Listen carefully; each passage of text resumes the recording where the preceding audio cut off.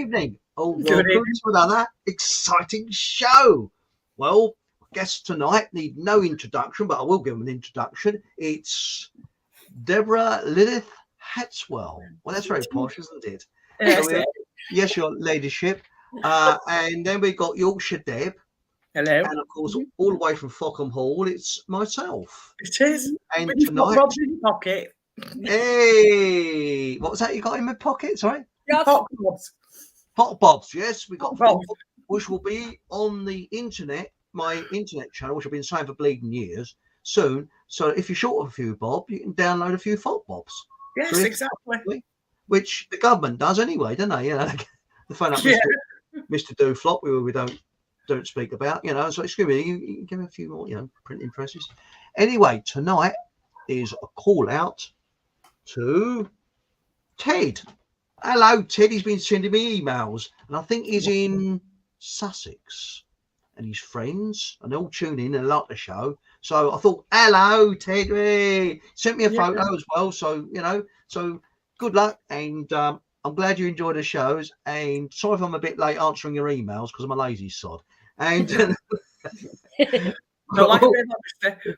also, hello to John in Siam. Hello, John. And next week's show will maybe be of particular interest. And now, if you want to see, John does some fantastic comments, but not on YouTube because he's in Siam. And I say Siam because that's not the modern name of the place where he is. He writes an answer and presses to send it on YouTube, and it goes and disappears. And I actually tried to reply to him on YouTube, and it goes and disappears. So what was that, Deb? I'm just trying to let everybody know in the chat that I can't comment. I can see everybody saying hello, and I feel really ignorant. I can't comment. Why can't you comment? I don't know. StreamYard on this laptop doesn't seem to work correctly for me. I can see the comments. I can see our Kev's in and Rick's in and Dobby's in, Mike Wright's in. I can see them all. Sean. I just can't say hi, unfortunately. But I've done it now. I've disturbed everyone and I've done it. I'll have to let you know. Pop out chat, Deb. That's how I do it. It's this laptop, Deb, and at the minute, because I'm in between Wi-Fi's. Yeah. It's the only one I can use. So unfortunately, I can't do the chat tonight. But I'm here. Yes. Yeah. Oh, sorry about that. I was going to say, he's John. He answers on my BitChute channel because on the next day, on the Tuesday after this live show, the show is downloaded onto BitChute. Yeah. And talking about that, we'll be getting on to the main subject soon, which is very, very, I would say it's quite disturbing in many ways, but we'll carry on. Dawn and David of What Makes You, I won't say the proper name, Tom and Dick, will be back, but not obviously on YouTube because of the very high censorship, but they'll be coming on in October on a new health and happiness show, which is going to be a little bit light-hearted. You know, you're not going to go into sort of, you know, about your foot being amputated and, you know, that type of thing. It's going to be sort of things like coughs and sneezes and things like that. Wrapping an onion around your neck.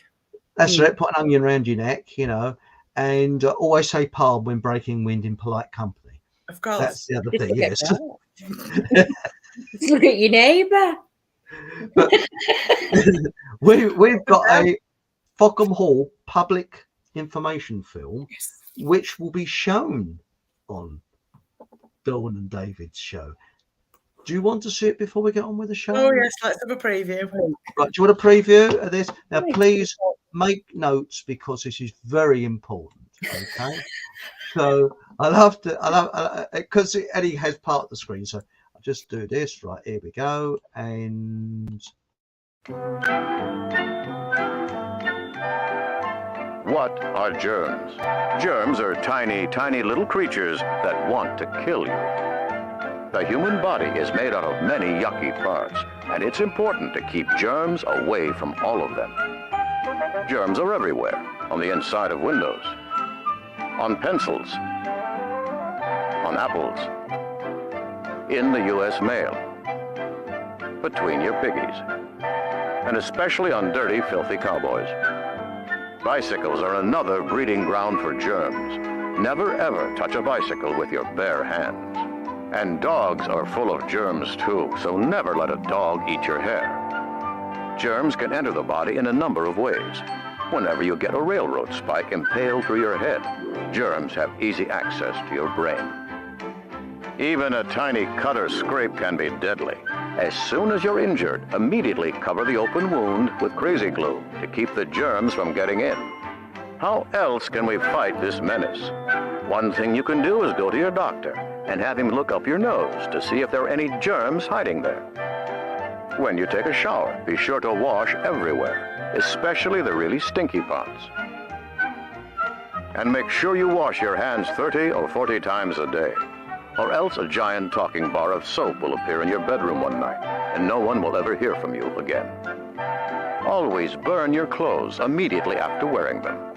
Whenever possible, have your dinner prepared inside a hyperbaric chamber. Rinse your mouth with hydrochloric acid after every meal. And if all else fails, run. Run for your lives before the germs get you too.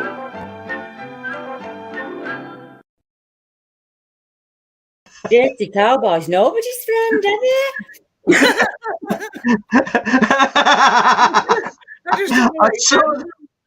I'm actually thinking of putting that on Dawn and David's show because they talk about things like that. But when I saw that, I'll take it seriously for the first few seconds. I thought, hang on a minute. I've only done my hands 27 times today. Was it go to the doctor and having? It was when he said go for dirty cowboy, it just tickled me. Well, if you go to the northern countries, the sensible Scandinavian countries, they say, and I can't say it in Norwegian, but in English it is, a little bit of shit is very good for your gut. Yes. And they believe in fermented food because it you know, it's much easier for humans to digest. I think it's just in the Western world where we're obsessed with germaphobes, aren't we? Well, you think about it. Apparently, all right, it's nice to be clean, but we're too clean because they reckon that when we ate our food from a fire, open fire, little bits of charcoal went down, and charcoal actually, if you've got a dodgy gut, have charcoal. Yeah. And if you haven't got any charcoal tablets, burn some toast and eat that. Eat that, yeah. It actually does. It kills any nasties. Anyway, back to the show. So we're talking tonight about entities, and although the advert for this show showed a psycho, that photo was correct because it looked as if he's been, shall we say, demonically possessed, and it was it from the film Psycho? But way sort of that looked. Now, entities, when you go back in history and when you look around the world, first of all, our history, people years ago, before the Industrial Revolution, were much closer to nature and closer to the rhythms of life. Now, we get this impression that they were dumbass stupid. Well, they weren't dumbass stupid, because if they were, we wouldn't be here, would we? So there was some terrible things that happened. Yes, the psychopaths of those days used to burn people at stakes and whatever like that. But when you go way back, before we became, shall we say, into a society that had a hierarchy system, what we had is people that were frightened of demons. And that fear of demons carried on until the 17th century and right up really until the beginning of the Industrial Revolution, when the science cult actually poo-pooed it. And since then, we've had more and more psychopaths getting into power and more people that seem to be demonically possessed. Yes. When you look at this, I believe that people can be possessed because I've witnessed it. I've seen it for myself with my eyes, and several people have. Now, let's think about it. Science is marvelous for computers and what we're seeing. You know, it's brought us this technology, but it doesn't. But it's all or none. It does not apply to a lot of other things like spiritual things and understanding about demons. Now, looking at it on a broader sense, tribes, which we call uncivilized throughout the world, wherever you go, they have a fear of demons. Yeah. Now, that's very strange. How comes that everywhere you go, they know something about them? For example, if you go to Papua New Guinea, and there's some tribes that are very friendly, but when they greet you, you think they're attacking you. They come out like this with their spears, and they throw spears. And the early settlers thought they were being attacked, but no, that was a greeting, because what they're doing, they are fending off evil spirits. Yeah. They're terrified of them. You go to the Amazon jungle, they're terrified of evil spirits. Africa, go to Australia, the Aborigines, they're frightened of evil. What is it? You go to into Asia, the tribes there, although there's not many left now, they have a fear of evil spirits, and a lot of the religions do as well. See, that's it. That's why it doesn't fit for me. I don't see it as a demon or evil. For me, it's got nothing to do with the religion or gods or anything like that. It's an entity that attaches to a human being to feed. Yes. Yeah? Yes. So I know we use the word demon and we use the word jinn and things like that, but honestly, at the end, for me, only my personal opinion is, I think Rick would call them EMEs. It's something that feeds on you, that wants to keep you for its own. Yeah. I don't know why. Yeah, I don't know why. Well, that is interesting what Rick Allen says there. It's the positive and the negative, isn't it? The yin and the yang. Yeah. But I've actually been in the company what they call psychic vampires. Yeah. And when you've left them, you are physically and mentally exhausted. Yeah. I.e. my sister and brother-in-law. It took me 3 days, literally, to get over it. You come back and you're drained. Yeah. And I think that, for example, a well-known politician, hello, sort of, you know who I mean, you know, Tony Howe, you know, Yes. the man that had a cottaging industry in Longacre, if you get what I mean. Yeah. He was keen to go to the lavatories with other men, allegedly, I believe. But no, apparently Tony Blair used to be quite a pleasant sort of bloke. And his friends, one of his friends wrote a book about it and said he completely changed. And when you see pictures of him now, he looks like that picture of Bates in Psycho. He's got long hair and he's sort of, but it's that look, that, because we're not talking about psychopaths, we're talking about demonic possession.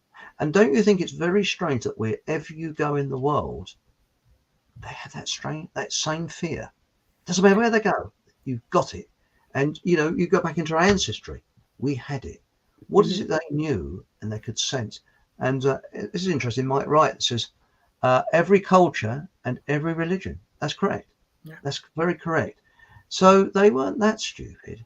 And for example, fairies before the Victorian times were something to be feared. We look on fairies as nice little creatures, but fairies were feared. I'm just reading about that now, and apparently 98% of fairies, as we know fairies, are evil little beings. They're little bastards. But they're all 7 feet tall and all. They're not all little. No, they're not. These shadowmancers, they're mischievous. They'll trick you. Don't ever eat with them. Don't ever drink with them. Don't ever tell them your name. Don't ever take a gift. Yeah. But this man, excuse me, here he is. Yes, we like him. Dowden, who we like, I like him. He believed in fairies. Yeah. And started an organisation. He believed in life after death and everything. Yeah. But because I think he was in the wrong position as fighter command. He should have been a fairy command or something. You know? Yeah, sure. Yeah. He's a really nice bloke, I think. Everybody, whenever I've heard people talk about it, they said he was just a pleasant bloke. But I believe you've had an experience, Deb, haven't you? Hang on. There are biological entities and there are energy entities, such as shadow people. I wish I could comment. I can't comment, Rick, unfortunately. But yeah, we're on the same page. As soon as I get my new computer, it'll be a bit easier, you know. Yeah. I'm sorry, Deb. You know, we haven't excluded you. It's just a bloody technical hitch. But no, don't worry about it. I'm reading them. I can see them. I just can't answer to them, and I don't want to keep jumping over people. But when you look at these, for example, I do believe that, I mean, I think was it Adrian was name like that. He was a reporter, and he became a parliamentary reporter. And he said directly he went into the House of Commons, he was convinced that all the MPs were something mentally wrong with them. Everyone, without exception. He said there was something mentally, not necessarily a screw loose, but there's something not quite right. And another reporter said it's as if they are possessed, demonically possessed. I think, I mean, I've read and watched a lot of stuff, and I think there's something to all this selling your soul to the devil to get where you want to be. But what they don't realise is there's got to be consequences at the end of that. To pay the ferryman. Yes. You always have to pay the ferryman, you know, read the small print, whether it's a Faustian deal or not. Yeah. I know people, Deb, that have welcomed the attachment. Yeah. Yes. Normally males between the ages of about 21 to about 26, 27, which strangely is when most serial killers come into their own. Yeah. Certain men will either make a pact or they will be visited by what many people would call a Lilith or a succubus. Yeah. And there is an exchange, a mutual exchange. And it doesn't matter how you try and steer them right, they embrace the suck, as I call it. Some people don't mind being fed upon and drained. Oh, no. Which is more shocking, isn't it? Yeah, to me it is.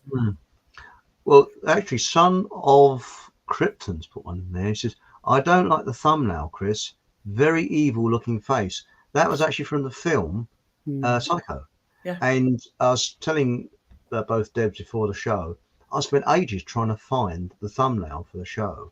And I was looking at gargoyles, I was going to have them. Then I looked up The Exorcist with the girl, but none of the photos did anything for me. And then suddenly that one was there. I went, that's it. Even though it's Psycho, he's may not be demonically possessed or acting that part, but that photo just sums it up when someone's possessed. That sort of that look, but I've also found that in offices that I've worked in, everybody would be getting on great, absolutely fantastic, and one person walks in and suddenly the whole place changes. It goes cold. And I've actually noticed a temperature drop as well. Right. My brother-in-law walked into the room. The temperature will go down. Yeah. It just, you think, it just feel uncomfortable. You don't know what it is. It's very strange. It happened to me in a pub when I was a young lass. Mm-hmm. I obviously wasn't thinking about any of those things, and I was just a young lass out with my friend, and I wasn't drunk. We were only it was the beginning of the night, and it was a summer night. And I live in a port town, and obviously these guys had just got off the boat. And as they walked into the pub, something instinctively said to me, don't make eye contact with him. Do not make eye contact with him. So I'm kind of looking like this, and this man, I call him a man, strode in. And the energy that came off him, I could see him chasing people through the woods animalistically, like an absolute base of humanity. Yeah. Oh, and I remember thinking in my head, look at someone else, don't look at me. And I think that's the first time I ever saw evil, as we'll call it. And it was dripping from him. Yeah. And he just surveyed the bar like this. Oh yeah. That feeling. Well, that is a psychopath stare, because psychopaths, you notice they'll walk into a room, the way you say, "Oh, hello, how are you?" They'll walk in and go, "Yeah," they weigh it all up. No, I met psychopaths. Oh, hello. That's it. They kick in, and you notice that they can't really. They've got to assess the situation first of all. Constantly. No, I know what you mean, but this was different. It wasn't like I was reading him or anything like that. I knew what he was the second he walked in that pub. And really strangely, I seen lots of other girls go, yeah. So they must have been picking up on it too. And it was predatory, as Rick said, exactly that. He was almost lion-like in his looks, and he had a long, dark, curly mane, and he just surveyed that pub, Debbie, looking for a victim. And I'm thinking, don't look at me, don't make eye contact with him, do not make it. But I left out, I said to my friend, come on, let's go. I'm not comfy, I don't want to be in here. And we did, we actually left. But that's the first memory that I have of actually looking at somebody and thinking, you're not completely human. Yeah. Something else is driving the bus.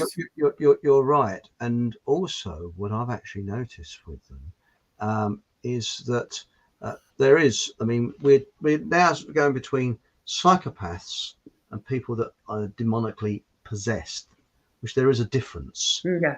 And there was a story I heard from Mark Windows, and he said that there's a chap that actually, I think he died for a few moments on the operating table and drifted up over a pub. Right. And then came back into his body when they revived him. And he said what he saw was a queue of demons queuing up, waiting for people to get drunk. Yeah, so they could jump in. And that's why they call what demon they drink spirits. Yeah. Ah, yeah, I never thought of that. The spirits. Because, you know, when the alcohol's in, the mind is out, sort of thing. But he said this is what he saw, they're queuing up. But I've also noticed this a lot. When things go to people's heads and when people are, you see, when a person is possessed, they tend to have two personalities. This is what happened to my sister. She would be the person you knew beforehand, one moment, and then the demon the next, and then back again. And the two sides didn't quite know each other, and they'd sort of say, she'd accuse you of something, and you say, what? And she'd say, and then all of a sudden, so you'd say, well, sorry, she might accuse you, I don't know, thieving something. I said, I haven't thieved anything. Then she'd turn around and say, sorry, who's accusing you of thieving? I said, you just did. No, I didn't. And you're thinking, hang on, am I going a bit funny? And then you look round at her husband and you say, don't bring me into it. And he'd be still there going, yeah. Great. Did she ever have any moments of missing time? I don't know. But what did happen is that she had a major heartbreak. She was engaged to a bloke. He dropped her, and her future husband came in when she was at her lowest, and that's when psychopaths attack. Predators. Predators. And he got in, and there was something eerie about this guy. Absolutely eerie. You'd walk in, and it was like, you know, our home. I mean, I'm very much younger than my sister. All the happiness, because I had three uncles that was drained out of the room, just drained out. Because when you laughed, you go as if it was painful. A bit like sprinkling holy water on a demon. Yeah, it's sort of like this, and so you're in pain. So it was too much to him. He didn't. That's not natural. Laugh things like that. Very not natural. But then what he did, he worked on my sister, and she became more and more evil. And then suddenly, you know, you'd get the sister used to know for a few moments back, and then suddenly the demon would take over. And it was like two people in one body. Now, some people might say, well, schizophrenic. No, not quite. No, it's different. That's completely different. Because, but so, she didn't. For my belief is that when he passes over, that energy of his is so negative, so dank, and so vile that he could choose to come back and attach to another human or use a human as a host and enhance that power by terrifying yet another victim after victim after victim. And people don't understand that. They think, I think a lot of domestic violence snaps like that. Yeah. And some people just do. So we take that aside, we take the violence out, we take mental illness out, because what we're dealing with is a nutshell of very ordinary, erudite people whose evidence would be good enough in court, but something just feeds on them. They become futile, almost languish within it. You know, I'm not saying everybody's like that. It terrifies most people. Well, do you know the thing that terrifies me the most? And I'll be very straight with everybody here. I am terrified of demons now.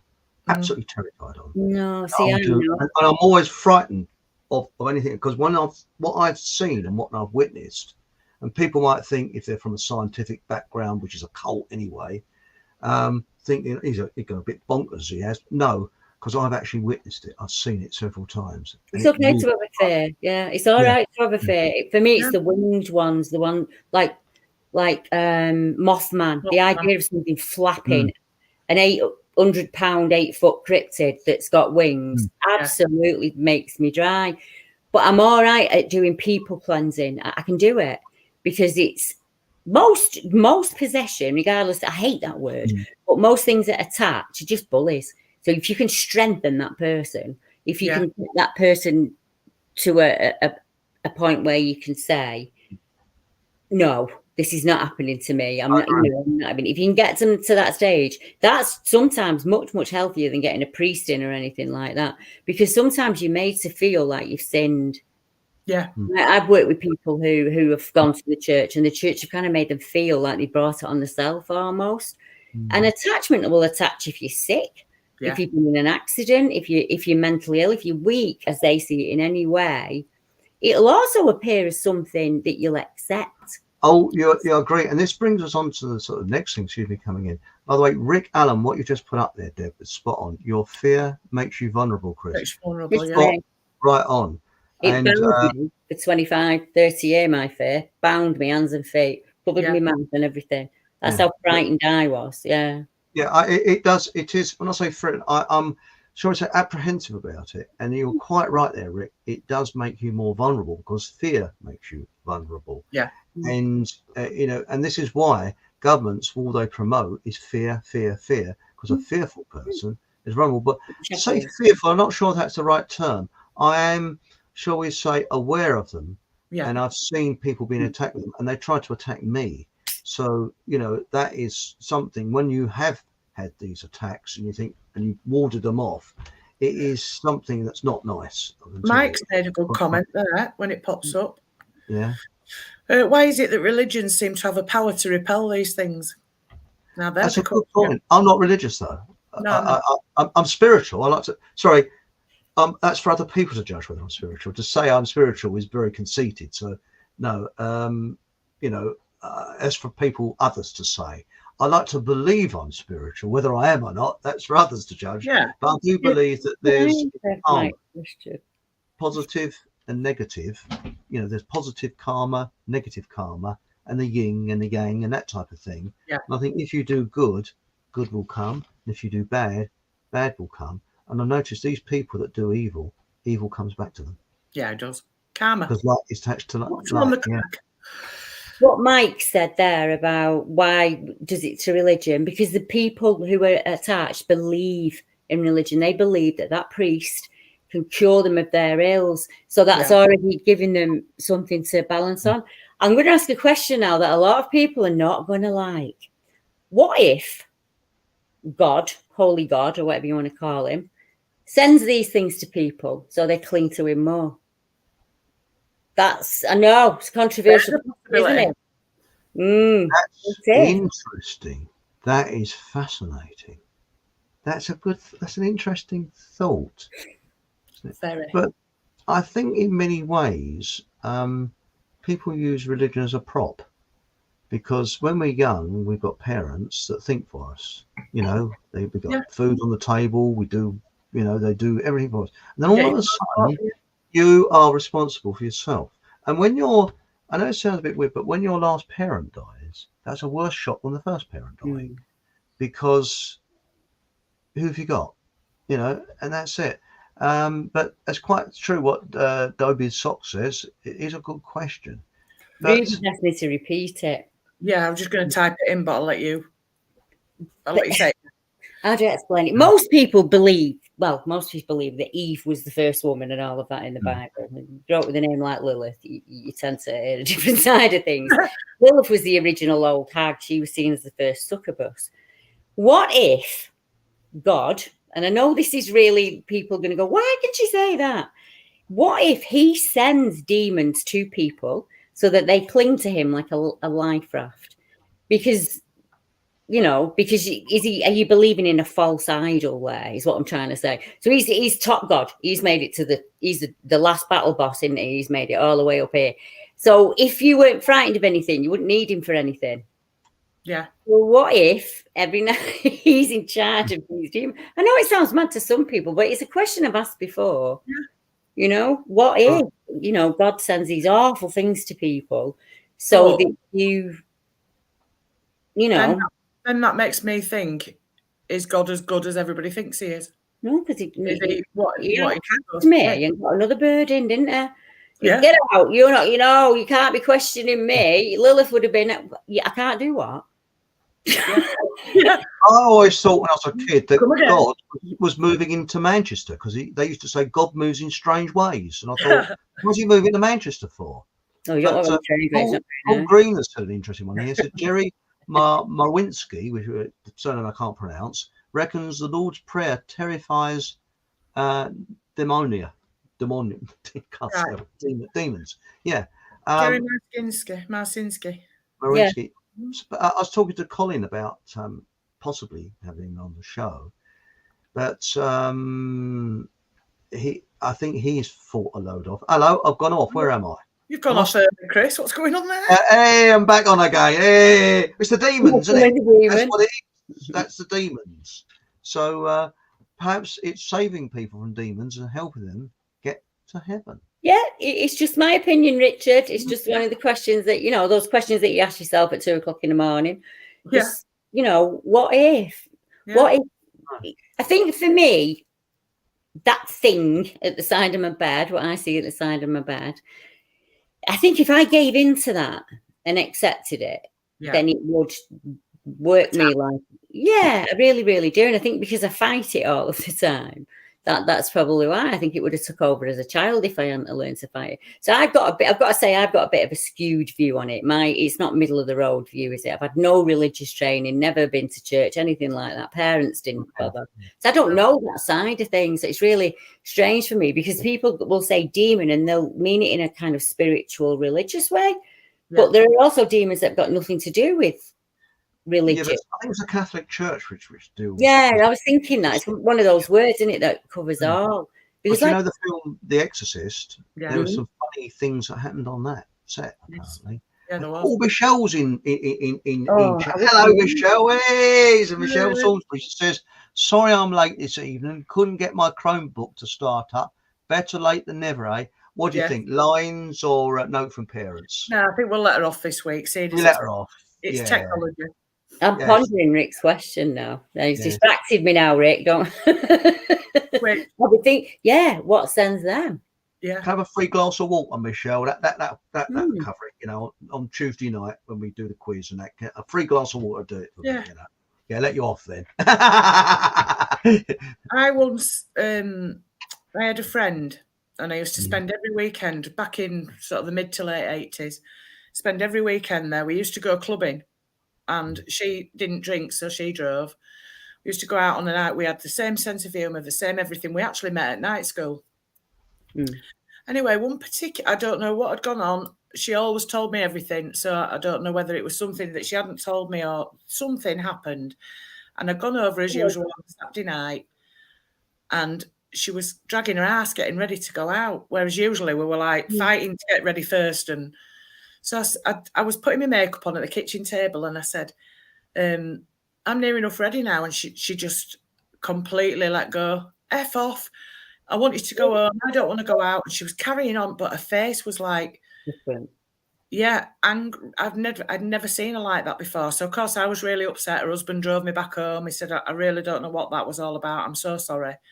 So that was that. We never spoke for a bit.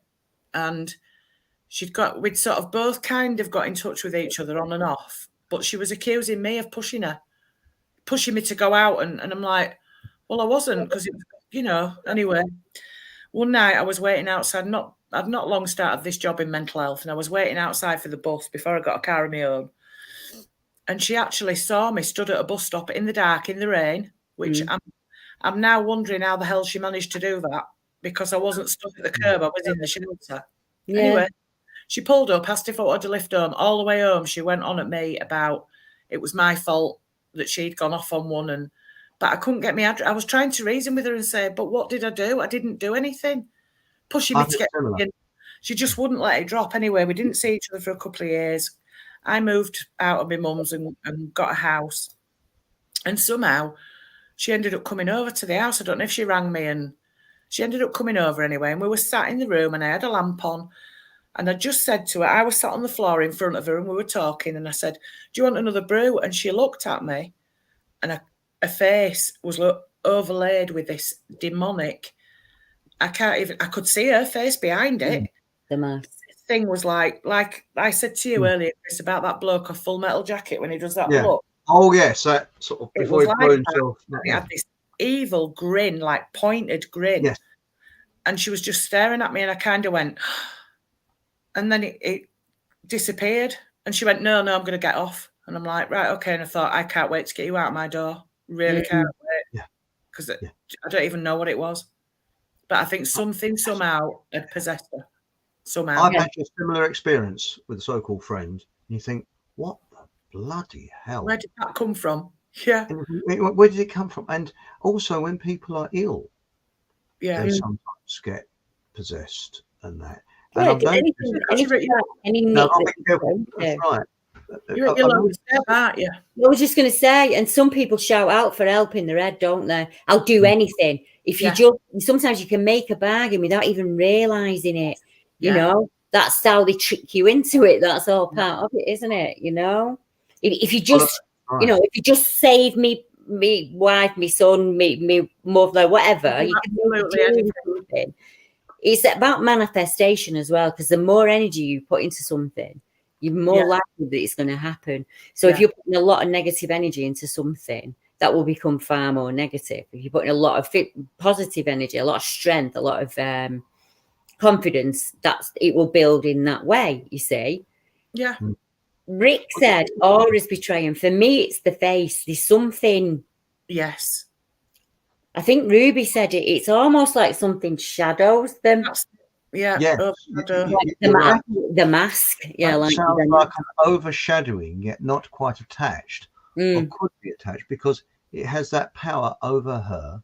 She accepted it because without it, she may not have been able to be that way. Now, can we move on to this? Is similar power of thought. Yeah, manifestation. Because there's something now. I'm linking slightly on, hopefully, when Dawn and David come on, unfortunately, it won't be on YouTube, but on my other show, because obviously censorship, we're going to be talking, hopefully, about psychology, where, for example, I think it's the Aborigines, they got pointing the bone, and they point a bone at some poor sod, tell them to go and die, and they do. Yeah. And the North American Indians have something with trees. When they build a totem pole, they tell the tree, they find a tree that they want, and then they tell the tree next to it that they want that tree as a totem pole, and the tree dies and falls down. Now, to them. I've noticed, and I've got to be very careful what I'm saying now, but when a person is ill, they take toxins from places. We won't go into that. Yeah. And that seems demonic because something evil goes into them with these toxins. I won't go any further, obviously, because I don't want to be booted off, but you know what I mean? But then you don't know what's in them, do you? The natural medicines that we used years ago were plant-based and everybody knew what was in them. Yeah. So when the witch doctors and your shaman or whatever were sorting it out, they knew all the natural things to help you get better. When you're ill, chemically it's a dis-ease. Not disease, it's dis-ease. Something's out of balance. Yeah. So if I'm out of balance in a negative way and I concentrate on that negative, it will get much worse for me. I will get sicker and sicker, and eventually I'll die. Yeah. It's just, human beings have to have belief. I mean, I'm not talking about religion. I'm talking about a belief in something that will cure me, or this will get me through, or if I don't avoid that, it's going to make me sick, or it's going to make me ill. Power of strength inside, but we can all become weak. I had to lie on my bed for 6 years looking at a mirror. Yeah. So if something wanted to come for me, I had nothing, couldn't use my legs, nothing. Oh, dear. If something had wanted to come for me, that was the time to do it. Yeah. And I battled that thing at the side of my bed far more often because I was in the bed 24 hours a day. And I think it was only strength of will and mind that pulled me out of that. Because I think if I had concentrated on, they kept saying I'd never walk again. And I kept thinking, yes, I will. I will. Oh, yes, I will. And that's what got me going, you know, and it just, I don't know. I think it's just, some people just have this strength, don't they, inside? It's in all of us. It got beat out of me as a child and in my 20s. I was probably the most feared. I was frightened of everything then, really, really frightened of it all. And that fear got worse and it expanded and I had an awful mental health. I drank. I did all the things that people say you shouldn't do. I did it because I was running away from something. Yeah. And it was only when I started to get stronger that I was able to fight that. Yeah. Because as you get back up and you think, oh, well, actually, the worst thing that could ever happen in the world's happened to me. I saw something that could have ripped my head off my body. And I was terrified, but I'm here, I'm alive. Yeah. And that was freeing for me. That was very freeing. And it was, I'm actually fearing the fear. Yeah. So I can't go into the woodlands just in case something happens. But I should have been thinking, I'm going to go into the woods because nothing will happen. Yeah. I didn't switch my brain into that positive thinking. Fight or flight. But the thing is about this power of suggestion. There's, I don't know whether I can mention the magazine, the Night magazine. Deb and Dawn. Sorry, not Deb and Dawn. What am I Deb and Dawn? Dawn and David have done a fantastic article about diseases, venereal disease and things like that. So it's not gory. You can still eat sausages and chips whilst looking at it. And what they're saying is that they've told people that they've only got so many months to live. And then they found out that they made a mistake. But the person died right on the time that they told that 3 months to live. And when they've done an autopsy on that person, there's nothing wrong with them. Power of suggestion. It's again pointing the bone. Yeah. And another thing, when you look at the way our food is produced, for example, before the Industrial Revolution, what you had on your table was grown locally. And if you ate something like a pork chop, it would have been a pig that had been slaughtered around a corner by old Bert or Fred or whatever his name was. And the eggs would have been Mrs. So-and-so's chicken coops. And it had all been humanly done. And I've often thought that when you look at these mass-produced factories where they're doing food, sort of negative, you just think this industrialized process, yes, it's brought a lot of advantages with stacks and things like that. Yeah. But isn't that making us ill? Because when you look at the hunters, indigenous hunters of the Amazon or wherever, what they eat has been produced locally, and their meat is fit. For example, they'll kill a monkey to eat, and that monkey was alive the day before, and it's all, the meat is, it's probably having a very happy life before some poor sod went and shot it with an arrow. But see, the thing is that those people are very, very fit, super fit. And when you look at and they don't have depression, they don't have anxiety, they don't have any of that. And I tell you why. Because when you eat an animal, if you go to Tesco's every 2 days and you buy steak, you can do that for the rest of your life. You're getting nothing there but protein and fat. Yeah. When you eat an animal and you eat the inner organs in the brain, it makes serotonin. Yes. And that helps us not be depressed, not be anxious. So your food is your natural antidepressant. Well, why would they give you that knowledge? Because then you'd stop going to buying it. Yeah. So if you knew that natural food could do that for you, you wouldn't need to go and buy a medicine, would you? So that's why they don't want you to know it. And Mike's exactly right. Processed food is another way of shackling you. Yeah. Well, I actually spoke to Miles of Abbey Health Foods, plug. And I said, I'm interested in doing semi-hydroponics, where you grow plants, lettuces and whatever, in water, and you put vitamins in the water, and he said, don't do that. No, Because it's lacking something. He said, well, a lettuce, minerals, nutrients. yeah, he said, grow it in the ground.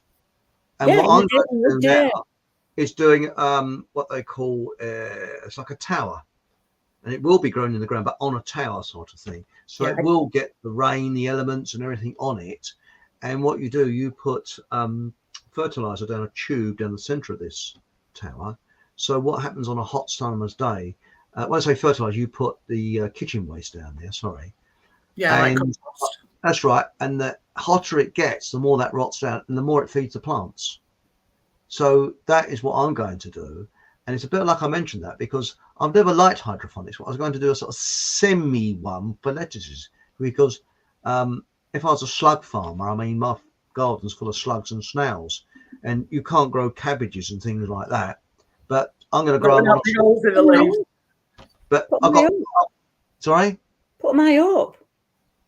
I put my remember I've got cliff scaling slugs in my and snails in my garden. I put them up, and the bastards climb up to it. They're bloody clever, you know. They've got all climbing gear, you know. I mean, someone said put a slug pub out there, but the trouble is they keep you awake all night singing. And the other thing is it's a very slow death because they get out about 3 or 4 times. They go to the lavatory, don't they? Alcohol. So you know, it's not. I don't like being cruel to anything, but my attitude with slugs and snails, I don't like killing them. I just put some scraps down for them to eat. They ignore that and then go to my nice juicy lettuces. Oh, sorry, Deb. Go on. You go on. I was just going to say, me and my friend years ago bought one of them. I think it's a strawberry planter, but we decided we were going to grow herbs in it. Yeah. So we put basil and all sorts all the way up this thing, and on the top we had some chamomile. So we both done one. We both had them in our garden, and the slugs came in at the first row. So I said, eggshells, that's what we need. So we saved all the eggshells. We crunched them up. They went over the eggshells and got to the second. Yeah, of course. So right, what we need now is citrus. They don't like citrus, so we covered them all round in citrus. Same again, straight over it, straight up. My dad gave me some sharp shingle or whatever. Yeah. Put that round. They got up that. The last thing we had left was the chamomile, and I can't remember what the last thing we tried. No, I think it was copper. We had some copper wire. Yeah, try that. No, that goes straight across copper. But what I found, what I'm going to do these towers, I'm going to have 2 pieces of copper wire and a 9-volt battery. Now, it doesn't kill them, but as I go along, wow, you know, and it won't be near my cabbages and lettuces. But gives them a nasty shock. This is anyway. We've got the subject. Sean completely gone off the subject. I wanted to answer Sean's question. I didn't mean, Sean, that you have to have meat not to be depressed, and then you answered it for me anyway. It's not just about the meat; it's the natural. Like Chris is saying, you need to grow it. You need to grow it in natural soil. That's why plants grow in soil, because that has a lot of minerals that we don't get from food. So that soil gets into the plant, and then we take it in and we eat it. It's why cows eat grass and it comes out as milk, you know. So hydroponics is great. It really is. I do like it, but I'm a great believer in planting with the seasons and the moon. Yeah. Oh, and the moon. That's very important. Actually, we should do a gardening program, but this is quite interesting. Sean Amos said, you don't just eat the flesh, you eat experience and memory within the cells. Anabasa, may your spirit meet mine. That's what Native Americans say, Deb, in Alaska. When they take meat, they say Anabasa. It's may your spirit meet mine. Right. I might try that. Now, what's this? Richard on Silent says, we're going to the pub tomorrow. Would be unique. 4th pub visit in a week due to my recent birthday. Oh, happy birthday, Richard on Solent. Hey, happy birthday. You don't look 21. And the thought of demons watching me, though, has put me off. A good thing, I guess. The demons. As long as I get a Mozart on list, you'll be all right. So when you get Mozart, that's when it. Say to it what you say to a man who was stood in your front room. That's what you need to do with them. Yeah, if you're worried about them. Talk about demonically possessed. I was actually watching, and there's a very interesting film on YouTube. I got carried away with it. I guess it was made on Channel 4 in the early 2000s. My guess, and it was about Bob Boothby, and Dryburgh. Now, Bob Boothby was a Conservative MP in the 1960s who was a paedophile and bisexual and had a lifelong affair with Macmillan's wife. Yeah. He should have got the Specsavers. And also, Dryburgh was a Labour MP who was also a rampant paedophile and bisexual. And they got in with the Cray twins. And the Cray twins supplied them young boys. Now, I worked with a bloke who lived in the East End, and he was in a pub where the Cray twins used to go in and drink. And he said when they walked in the room, they did the routine, and he said there was that air about them that was frightening. Could that also have come from the fact that they were feared around the East End? I mean, that. Yeah, I mean, they were psychopaths. I've gone in pubs where I've known there's been like a really dodgy family, and that's the same kind of thing. They walk in and you're like, oh, don't give me my contact. Like my family. No, Dad, not your family. Yeah, it's like my family. My dad's so well known in the town where I grew up. He told me something when I was little, and I've never forgotten it. He said, people after drama are an idiots cause a fight in a pub, Deb, because everyone jumps in after 2 seconds. They're not the ones you need to worry about. Worry about the man in the corner who's been silent all night and just watched. Yeah. Yes. I've always believed that. Yeah, that's quite true. Well, my grandfather, that's the one you need to look out for, was totally blind. He was a blind greengrocer, and he always told me, I mean, he died before I was born, but he used to say to my father, never trust a quiet person. No. Because shy people are talkative. Yeah. Quiet people are not shy. He said, because they'll plot against you. And my my father's sister brought this chap home one night, and he never said a word. He made it difficult to make conversation. And my father's father was very plain speaking. He said, got tongue in your head? He said, well, use it then, or get out and never see my daughter again. Bloke left. Because he summed him up. Because being blind, he needed people to talk. Yes. But I got to be honest, I read the room. When I go anywhere, I read the room. I might be just talking and shaking your hand, but I am checking out every energy in that room and just trying to calculate what I need to be aware of and who I need to help. You know, and normally the ones you need to help won't make eye contact with you because they're not. And I used to be the same. Yeah. Because you just think, oh no, I'm not ready for that. No. Yeah. Well, our Busiak said, I haven't eaten meat for my whole life, adult life, and I'm not depressed. And the name I can hardly pronounce, Ashwanga, is very good for mood, brain fog. Sorry? Ashwagandha. Ashwagandha. Yeah. Yes, I've tried that. I'm actually on St. John's Wort at the moment. Hi, man, I'm on St. John's Wort. I'm sort of... Just naughty, though. But it's very interesting what these demonic people give off. Because I think they're trying to find other susceptible beings to jump into. Yeah, everyone, they're all looking for a host. And unfortunately, some people are tormented and others open it with open arms, like, you know, they'll let as many in as needs to come in, you know. It just depends on that. We said before about Macmillan's wife, she might have been incredibly not the best looking lass in the world, but some people fall in love with power. Yes. He could have been the brains behind Macmillan. She could have been running that country, them companies, for all we know. You know, I think we forget that about women, don't we? Women can just be just as evil as men, if not more, because we've got more boundaries to cross. Yes. Something intrinsically evil, haven't we, as a woman? Yeah. But look at Kali and Shiva, they're goddesses, but they will destruct and kill in the same way that they will love and heal, because there's a balance in everything. Yeah. So if you're that person that's out there and you're putting out that you want to be attached, they're going to come and look for you. They're going to come and find you because you've given that permission for it. You just set your boundaries. Set your boundaries, you know. Oh, I like that name, Viking Werewolf Slayer.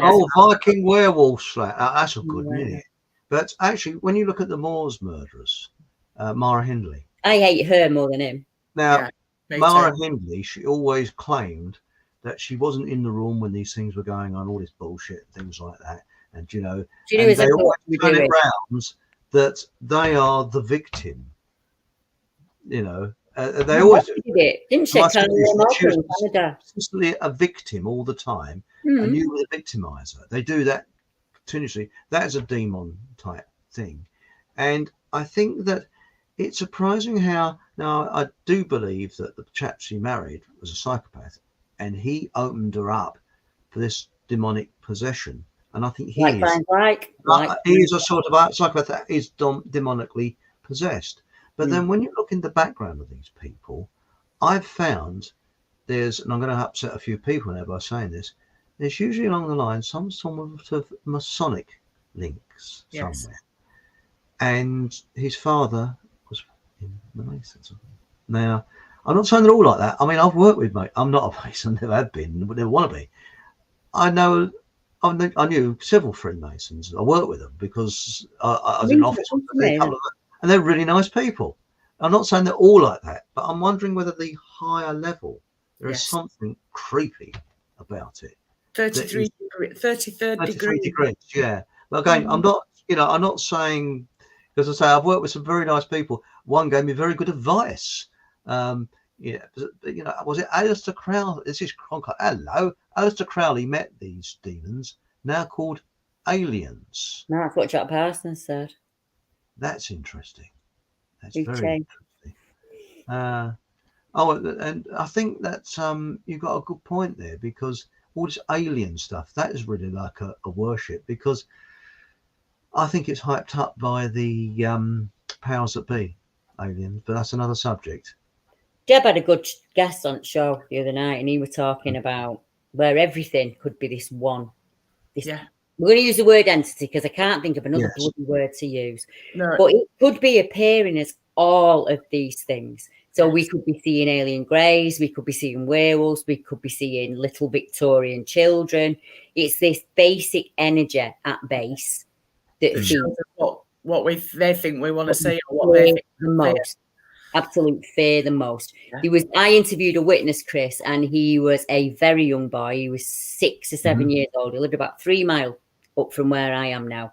And he was in his bedroom and he looked out the window and he saw what he described as a silverback gorilla in a gorilla stance, full on teeth and fangs, the whole 9 yards. He said it was not a Bigfoot or a cryptid of any kind. It was a full on gorilla. Now, it could not have been real, because it jumped the garden fence and it climbed up the drain pipe. And that drain pipe, I went to the house and looked. It's only an old cast iron one, so he's probably a bit shonky by now. And this thing just stared at him through the window. And I asked him why he thought that it did that. And he said he didn't know at the time. But luckily, his mum and dad moved down south. So there was a big distance from being up north to being down south. And like me, he thought, we've moved down, so it won't happen again. Yeah. And he was plagued in that house. Things would pull on his feet. They would pull his hair. They'd pull a blanket away from him. There'd be things outside the window terrifying him. Or he said, like, the house would be empty and there would be this shadow figure at the side of the door. All of that must have been absolutely terrifying. And you know what upset him the most? That nobody believed him. He'd gone through, he's still in his 30s. He's lost his partner because he cannot open the curtains in the house. Not just at night, ever, because of what he's seen through the window. Oh, poor chap. You know? But when I spoke to him, I had a very, very, very, very long few conversations with him. And he was plagued.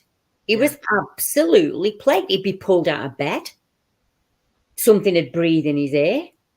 So to imagine being a young boy of 14, trying to explain to your parents, and your parents are just huffing it as it's just a nightmare. It's because you're stressed about your exams. It's this, that, and the other.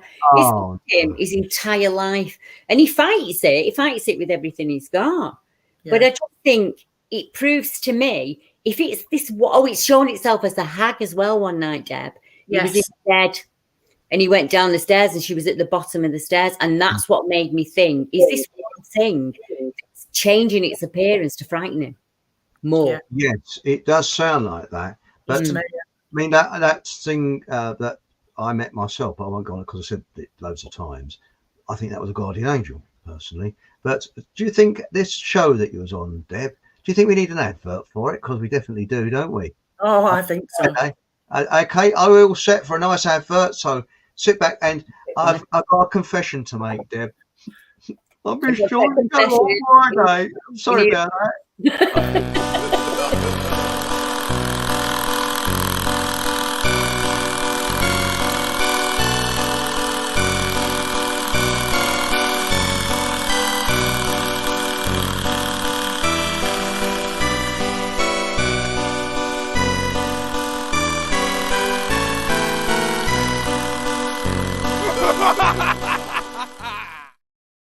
That's a bloody good advert he's done there, isn't it? It is. Our Andy.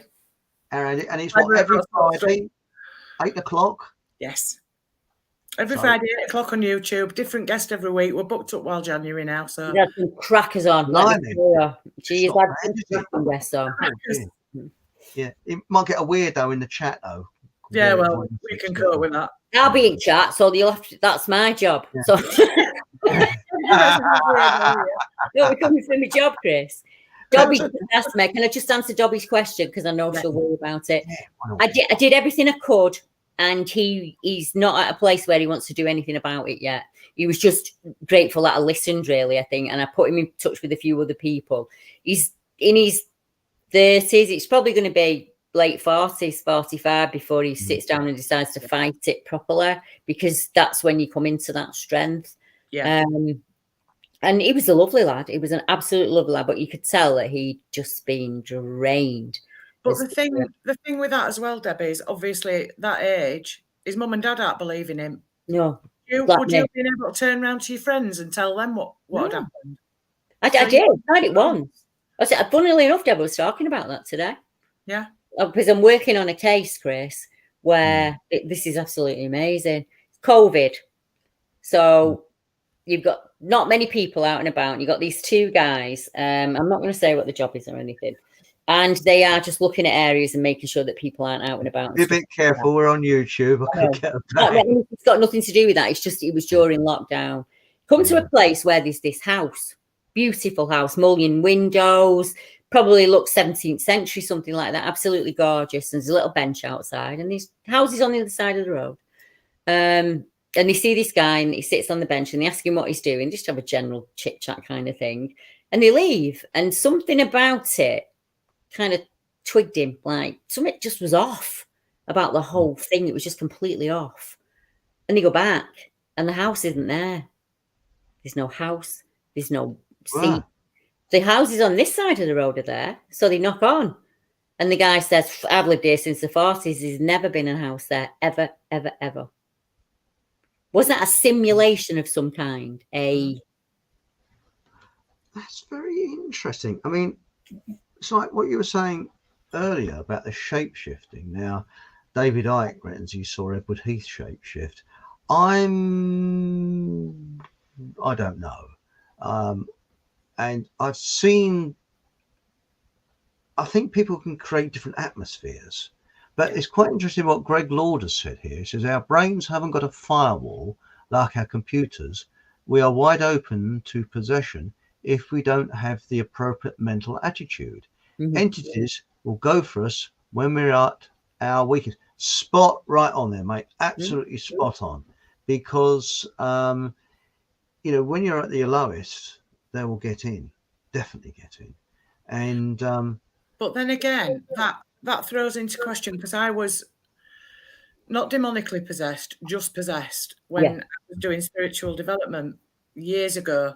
Now, we used to do like the adequate protection and everything, the prayers and whatever else in the spiritualist church before we started doing all this stuff. And I remember going in and sitting down before we started the session, and I was just looming over everybody. It felt like I was looking down on everybody sat around, and I kept swapping seats, kept coming back, and then I got back sat in my original seat, and it didn't feel as bad. So we did the protection, we started everything, and it was like something jumped inside me, and I could feel it going like that. And I couldn't speak. I couldn't move my eyes. I couldn't move. Now, if she hadn't have been aware of what was going on, the woman who was leading the development group, I would have looked catatonic. Yeah, I get it. Yeah.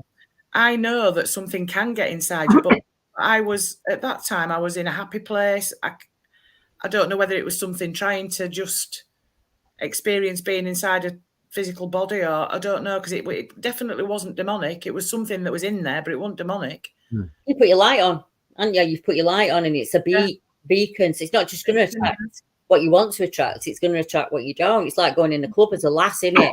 You know, the predators start looking around for the victim. That's what they do. So just think, as you've grown in yourself as well, Deb, because you have, and you're more stronger. I don't think you can do it to you again. Oh no. But it can just come out of, like, barrel you from out of left. That's why the predators, you know, they can take you at any stage, and it's absolutely frightening. And it's like people are saying to me, you need to head to God, or you need to do this, or you need to do that, or what you need to do is fix up really quick. What would you do if it was a man in your house? If there was a man in your house in your daughter's bedroom, what would you do?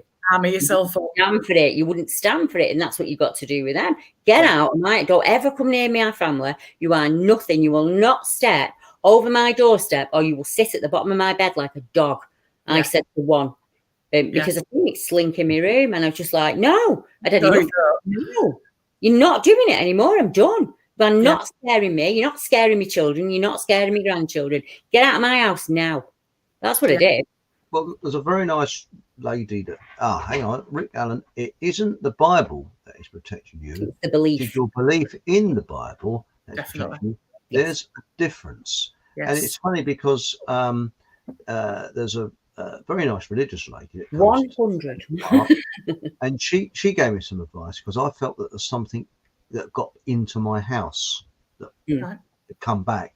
And she told me some words to say, which I did, and it went bloody quick. Now, again, this sounds loopy-loo to people outside, but no, because I actually felt this presence. And I do sense presence. And I think there are some of us, and I think it might be the 30% that are awake, that you just feel a presence of things. And you have places that have good vibes, bad vibes, but I can't pronounce it. Tracking. When I was young, I was haunted by voices. Now, as I was trying to get to sleep, I remember crying for my parents, telling them that the people won't stop talking. I've had the same. Yeah. And what it is, it's like a party in the distance, and you can't hear what the people are saying. Yep. You can't hear the language, and you can hear this sort of chatter. Yeah. And I've had that several times. What the bloody hell is it? You're using a different part of your brain when you're asleep. And I'm not saying you're dreaming, because you are not 100% not dreaming. You use a different part of your brain. So I think that's why so many children experience, like me, so many things in the bedroom, because it's that time where you're in bed, you're on your own. Yeah, I did some awful things to get my parents to come in. I'd kick on the wall. I'd pour water in my bed and tell her I'd weed. I'd do all sorts of stuff not to be in that room because of the things that were going on around me. Can't be anything to do with God, because I'd never heard of him at that point. No, it this thing in the corner. I knew it was that in the corner that sent them, and there wasn't anything I could do about that. Yeah. But when I go into detail about it, some people kind of say, it's like he was almost trained not to be scared of it, because I'd shrink it down into a ball, a really, really small ball, and just throw it away, and it'd come back bigger and stronger, be like red eyes or yellow eyes, and then next it'd be like robotic almost. So it was almost like it was leveling up to scare me. Going up. How to cope with it. I think these demons they thrive on sickness as well. Yeah. So if this person's ill, they'll get in, and they make them even sicker and worse. But talking about children being very susceptible, now I've mentioned this before, so I'll be very brief, about the little girl that saw the lady with the big eyes sitting in the corner of the room. Yeah. That was in Sandy in Bedfordshire. And there's a little girl, she must have been about 3 or 4 years of age. And she started, her parents, when she got up in the morning, she started singing Victorian songs to her parents. And they found there's things moved around in her room which she couldn't have done because she was in a cot. And it turns out they got this person in, and she said, no, it's a friendly ghost who loves children. and your child's under no danger whatsoever. And that was it. And Yeah. but she Like a described guardian it as the big spirit. eyes that sat in the corner. So Yeah. you know, this is the interesting thing. But this is the thing that annoys me with the science cult. They will just dismiss this and poo-poo it. And you've noticed since science cult has got bigger and bigger and bigger since the Industrial Revolution, we've become more of a sort of a society that's a hierarchy society, which again seems to attract demons and psychopaths. Yeah. Now, this is interesting. Paul Green, any opinion on me seeing a shadow figure behind a boy at school and his dad finding him dead the day after? Now, that is an interesting one. That is an interesting one. Yes. Do you have any thoughts on that one, Debs? That's Necromancer. No. That's almost like something coming to collect him, isn't it? It is, isn't it? Some people can see. I don't know. Aura is not the right word, I don't think. No. Shadow people? Shadow entities, shadow people, whatever you call it. And as you were young, Paul, maybe it's much easier when you're young to tune into these things or for these things to tune into you. The Reaper, the Necromancer, as I call him. That must have been really hard. I mean, regardless of what you see in that, must have been really hard as a child. Really, really hard. And how do you explain it? You know, how do you rationalize that as a child? Oh, that's interesting. The shadow people are able to spot sickness in individuals. Yeah. So perhaps it clicked his aura. Maybe, yeah. Sorry, clocked his aura. My Roy, I don't know if I've told you this before. About a month ago, and I've told Deb. Yeah. I mean, these night terrors, as the doctor calls them. I've finally been able to prove it's not physical, and I don't need a pill. Yeah. Because my dog for 20 minutes growled at that door. So he knew 20 minutes. I was out cold. Mark said I was fast asleep. Roy sat up. Ackles went up, and he starts growling low at the door. Yeah. Mark went, shh, shh, shh, Mum's asleep. Shh, Mum's asleep. Wouldn't. Just stayed. He said the next thing, Roy shot at the door and I jumped up. Get out of my bedroom. My dog knew 20 minutes before I had a night terror. How is that possible? It's not. Well, it is. Animals can see things, can't they? It's nothing physical. So the next time they say to me, you need to take this pill, Deb, or you need to do this relaxation episode, and we say, well, the dog needs to do it too. And it's not mass hysteria because we're not, that dog knew that something was out that door, and that's where it comes from all of the time. And Rick said it before, I am convinced it put something in me when I had sepsis. I am 100% convinced that it put that in me. Yeah, I really do believe it. Yeah. I know Ricky knew he was there. He knew he was there. And he was just like... It's like cats, isn't it, that do that? They start staring at something that you can't see and unnerving you. But I think dogs have more of it because cats wouldn't put their hackles up and go for something, would they? I'm mum as well, aren't I? Yeah. So, and mum's probably like, for all a mum, I'm a pretty hard woman, so he knows I'm an alpha female. He'd never, ever at any point try protecting me from anything. He's a puppy. He's a big puppy, but he's a puppy. Yeah. But that night, it was about 23 in the morning, and he just... And all dogs do a really low growl when they're scared of what they're growling at. Yeah. If he thought he could fight it, he'd be making a right racket, like a little scouser. He'd be jumping on his toes and everything. He wasn't. He was frightened. But he joined in with me trying to get it out of the room. Yeah. And I told Debbie, there was one time, Chris, where in my head, I was being cuddled by a family member and they picked me up and they were walking me, carrying me like a baby. Mark woke up and I was nearly out the window. So whatever this was, it tricked me into thinking I was safe, I was warm, I was with my family member. And it wasn't. It was, if I'd have gone through that window, I'd have probably messed myself up really bad. Would have broken your neck. Yeah. We might have done. Although when you're look at drunks, I've actually seen a drunk fall down an escalator in London, and he probably wasn't harmed because he was absolutely out of it. Yeah. But when it's quite interesting what Mike Wright says. It says, the sounds that you hear that we've heard, it sounds like being in a pub or somewhere similar like a background noise. Nice. Yeah, read it in the book. Yeah, it's really Mine's weird. like 2 or 3 people stood at the side of me having a really crystal clear conversation. And it sounds like it's English, but I don't understand it.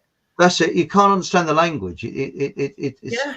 But funny thing though, but what you were saying about animals, look at dogs, cats as well. They will see something and they'll just stare. Yeah. But you can't see. Because we are blind and deaf compared with other animals. Oh, of course we are, yeah. I mean, we're the purest of all the mammals. When we're up top, if we go up top, I've never seen it. My dog's what? He's 16, 17 month old. He's a big, stupid puppy. Nothing scared him. He runs about like a nutter. Twice when I've gone to go on Wilder's Wood, he won't have it. He's frightened and he's run back to the car and got back in the car. And I thought, well, I'm listening to that. Yes. I am not going. But in the day, we go in the day, not a problem. I walk around, not a problem. The minute it gets to dusk, he is not going in that wood. A lady who's been my listener, who lives on the other side of the moor, just thought one night, I'm going to go with my friend and just have a brew and see what it's like. So she sits outside this wood, what my dog won't go in. And she said she sees almost a facsimile, a person from out the old mines, walk across, go through the wood and go in. Yeah. And almost transparent. And I ride past there when I'm riding. So about a week later, it's on my mind as I'm riding, and I turn and I look in the wood and there's a remembrance thing there. Right. I think someone's been taking a remembrance thing there for ages and ages. And I don't think that's what scared my dog. Something inside, I think it's a different place at night. Yeah. On there, I just got an answer, Rick. On the hill itself, I don't know. She described it as a bear man. So snout, no ears on top of head, completely covered in hair.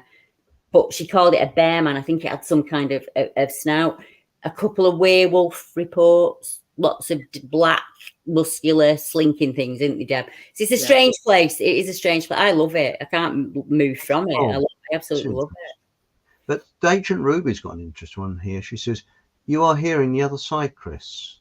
I know. If ever any of you feel threatened by anything, wrap or cloak a white light around you, for the dark hates it. Yeah. That's very interesting.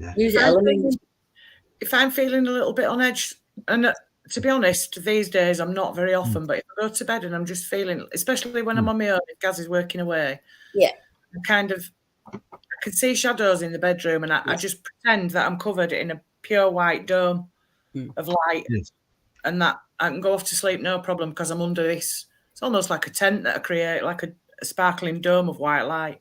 Yeah, I get you. That works for me. Rick Allen says something interesting. He says dogs are able to see electromagnetic energy. Dogs That's why we need pets. The first line of, this is interesting. That's why we need pets. The first line of defense. I mean, the only pet I've got is Eric the spider, and he's up there. You know. No, I watch him. I'm going to be honest. I take note of what my dog does because my other dogs have warned me before. I don't have them now; they've passed on, but they've got us out of. Well, they're a bit old, Chris. One of them are 19. You know, all honesty. I thought he was going to go to uni eventually. But there was one part he was scared of nothing, absolutely scared of nothing. But there was one part of that wood he would not go in. And I don't like it. I didn't like it. Never did. And then obviously when I've met Mark and the dogs reacted to the same place, I thought, trust me, got instinct on that one. Flattened his belly to the floor. Dogs only cover the belly if they think they're going to be attacked. Yeah. And when it's a pit bull and he's whining and he's covering his belly, it's not a wood I need to go into. That is interesting. Croy Oakey says something interesting. You can accidentally invite in demons by practicing Eastern mysticism or other New Age practices. Satan presents himself as an angel of light. I think when you're doing anything like that anyway, you need to protect yourself. You need to do some sort of ritual where you protect yourself. It's belief again. It's just got to be something that you believe in. Don't let anyone sell you anything. There's not a person out there that can sell you protection because it's got to be personal to you. I have my own personal routine. Other people have their own personal routine. Yeah. It doesn't matter what you do, as long as you believe that it will keep you protected, and then it will. You know, I use water. I use the elements. So if I need a cleanse, I'll go and stand in the rain barefoot. Or I'll literally stand under a cold shower just until I feel it wash off me. and other people do it differently. We all have our own. You kind of come to it intuitively, don't you? Yeah, you do. Yeah, as experiences when she's relaxed. So, like you said, meditation, driving, what they call new worldly. When Deb's driving, then the theta waves are what she's using in her brain. She's using a different part of her brain, and that's why I think Deb sees things when she's in bed or when she's in the car. Yeah. And I think that's why dog walkers see them, because they're so relaxed. Yeah. They're out with the dog, they're having an enjoyable time, and then they get terrified by an 8 foot tall something that wants to rip the face off. You know, that's not their fault, is it? But when we open ourselves up to far more than, be careful what you wish for, I think is what I'm trying to say. Yes. That's a very good point. It's interesting what Cryoki said there about Angel of Light and all that, because thing that gets on my nerves, and I'm going slightly off topic here, is when we hear a spiritual awakening. I mean, David, I talk about it all the time. Now, spiritual awakening was invented by the Secret Service in about 1918 because we was on the edge of a revolution after the First World War. And I won't go into it deeply because I've mentioned it several times before. And they invented the spiritual awakening because whilst people are looking at a spiritual awakening and think, oh, it's going to be a spiritual awakening, they're not thinking about blowing the brains out of a psychopath, are they? Yeah. And it was and then later on in the early 60s, then we had the CIA copied what the British did with the hippie movement. Flower power. Had, flower power. Because once I think of that, again, they're not thinking about blowing the brains out of a psychopath. No. They're very successful. And this is what gets me, a spiritual awakening. No, it isn't. It is a fake technique put about by nasty people. Yeah. Because it's a misdirection in many ways. People look up, think the clouds are going to open, and suddenly, a big hand from the heavens is going to come down and put everything right. No, it won't. We've got to do it ourselves, and that's as simple as that. Can we just go back to protection again? This at the moment is I've got 3 of these in front of my chair because there's a spider running around my living room the size of a tea plate. You need a conker. And my mate Lottie gave me some of these and a cedar wood, and I've put one in each corner, one in the middle, and it hasn't run out since, so I'm putting it back. Oh, that's some conkers, Deb. They don't like conkers. There's a laxic salt within the conker that they don't like. So I just have conkers, but I don't know where they went. Yeah, just not long. Probably look at me looking at my bracelet to see what day it is. Why do human beings do that? What about Eric and Boris up there? I mean, I've got Boris the spider that side. I haven't bothered to knock them down because they kill the flies. I don't like flies, so Michelle Thornberry's come up with a good one here. She says cats can sometimes steer past you when there's seemingly nothing there. That's what I said earlier. Probably seeing electromagnetic energy as well. I had a witness, Deb, in Devon, moved into a 16th century house. I think I showed you the video of the cat, didn't I? First day they moved in. And it was watching somebody walk up and down, which is quite, you could tell that it had been petted, Chris. You could tell that it was quite happy being petted. Yeah. But after a while, I've got to be honest, she was out in the garden one night and she said, I don't know if it was 9 foot tall or it was 9 feet up in a tree. Whatever it was watching me and it had red eyes. Yeah. I know. Have Spring Hill Jack. That's another show that there's been modern sightings of him. And it was, nobody knows quite what it was, whether people say it was a demonic figure. Who knows? Will Rolls, the one I know, 2015, I took a report of what they call Leaping Jack. And Leaping Jack. And it was a couple. It was Valentine's, and they were going out for a meal. They were in a taxi. The taxi driver saw it as well. And it leapt over the embankment, leapt over the car, and then just like Spring Hill Jack. Yeah. 2015 is only 7 years ago, isn't it? Yeah. That's right. And also, I think it was Wellington went out looking for Spring Hill Jack. Went on his horse, and it was quite, not to be confused with Spike Milligan's The Phantom Raspberry Briar of Old London Town. Yeah, not that one. Not that one. Do you feel an advert coming on, Deb? Yes, I feel it. I think we do. We do need an advert. I think we'll have a little break with the advert, a commercial break. So it's time to get the ice creams out and What are we? I'm just trying to find. Let's go for 5 minutes. Yes. Nice. Here we go. So here we come. Hello. Are you partial to something a little different? Do you like to give the two-finger salute to mainstream media? Then look no further than Fockham Hall Radio. With its charming mix of information and lots of archive footage, it really is a treat for the senses. You will surely exclaim, well, butter my crumpets, when you peruse all that Fockham Hall has to offer. So, just pop along, quick sticks, to www.fockhamhallradio.com. You'll be assured of a super spiffing time, and as we like to say, Fockham Hall. Fockham Hall. You got me twice That then. was pretty spooky, wasn't it? You're cracking that. But what the hell's going on there is a double one. But talking about the power of crystals, this is what I photographed this in a cafe. Yes. And this is what we did. This shows you the power of crystals. And Yeah. Hayley is the crystal lady. She supplied the crystals. So have a watch it. Take the sunlight away. It goes up and down, doesn't it? It's variable, but it's pretty high. And I think goes you're about pretty 200. close to the sunlight. Well, that's way over 1,000. Put it back. Right, watch this. Chongo in front. 86. 04. 45. It went down to. Yeah. 70. Even like coming near to it. It's unbelievable. It's unbelievable. I've seen do that on a TP stack, and nobody believes me. Same meter, put it above that TP stack, and the energy just gets higher and higher. You did it on that stone wall, didn't you, Deb? Yeah, off a stone wall. So everything carries energy, doesn't it? And like, if you can, I think I'm like I can kind of tune into it. That's the energy I can tune into.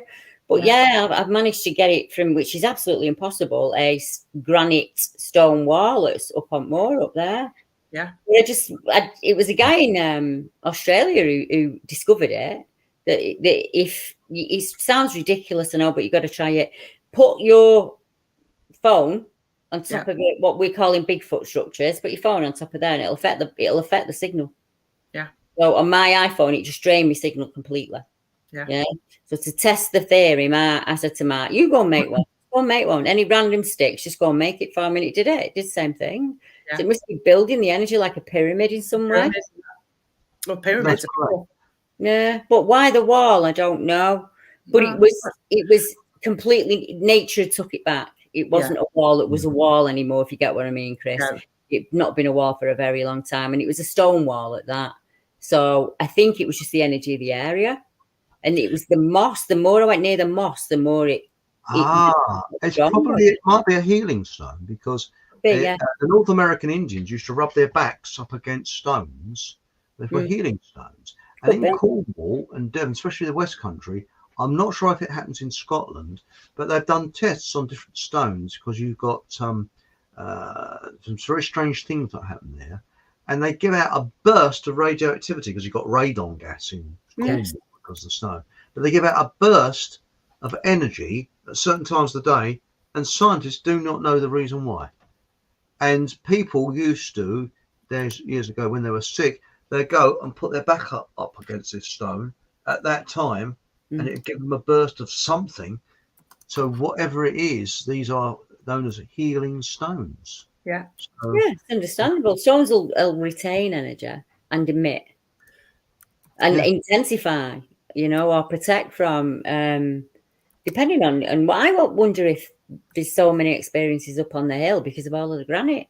I know that sounds mad, but is it merely that stone memory? Are we seeing crystal content, Deb?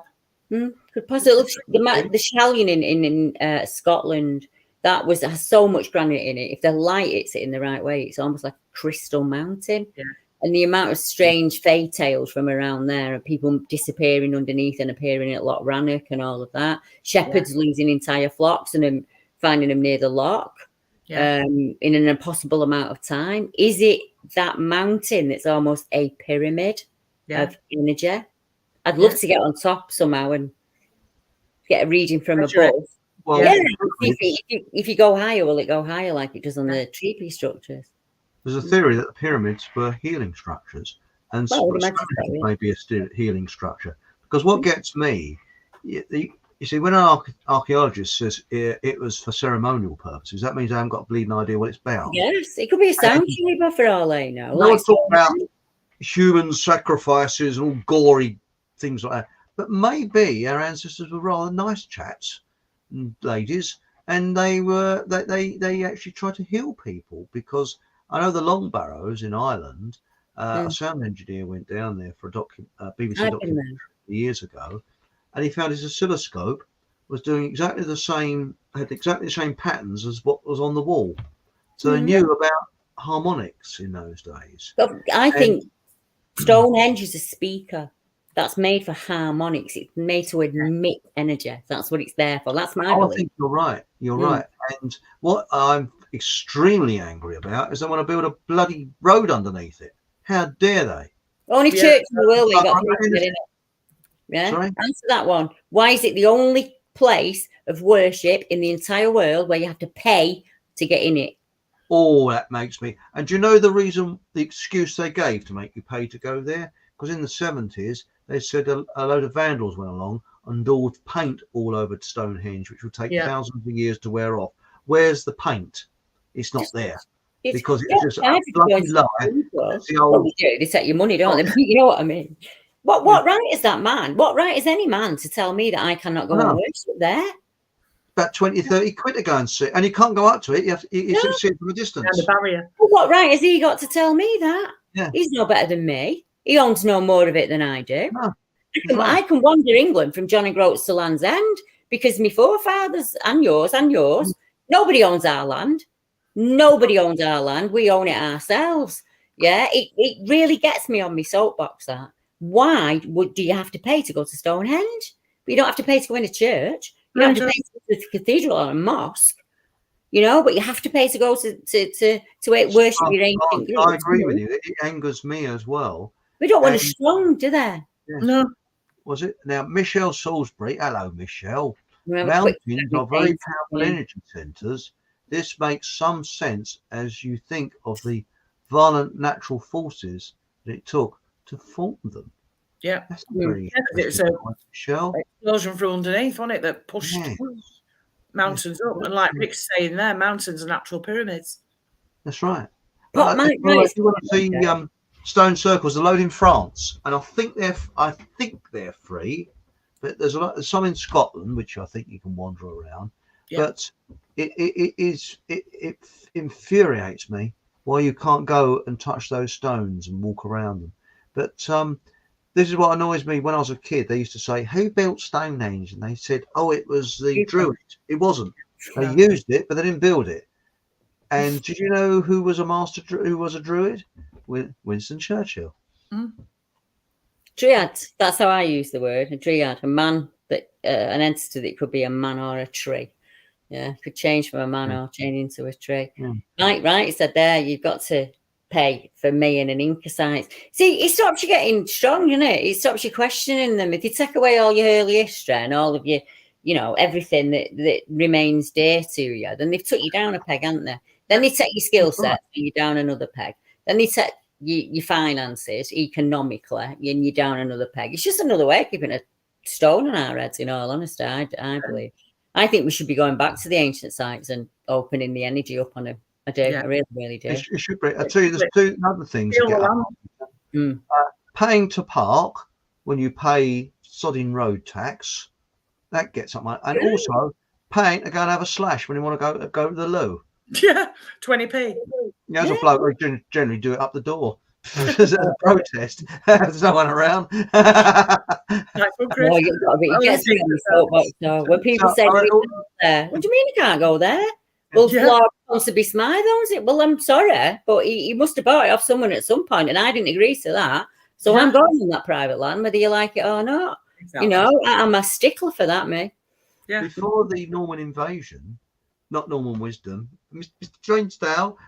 Before the Norman invasion of 1066, there was no land ownership in this country as such, and you just if you wanted a piece of land, it was spare, you farmed it, and it was the Normans that invented. That's why they had the Doomsday Book, because all that was stealing from us, and they enslaved the English.